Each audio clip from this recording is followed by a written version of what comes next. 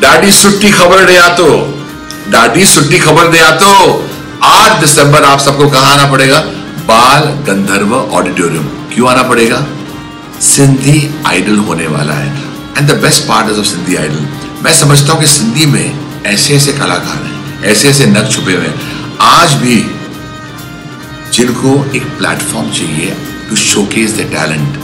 और यहां every Sindhi, male female, young boy young girl can come and Singh their heart out. और क्या पता आप में से हमें एक ऐसा सिंधी आइडल मिल जाए जो आगे चलकर बहुत बड़ा आइडल बन जाए। And it's possible because Sindhis के अंदर, उनके लाइफस्टाइल के अंदर, उनकी रूट्स के अंदर, उनके ट्रेडिशंस के अंदर, उनके कल्चर के अंदर बहुत गहराई है।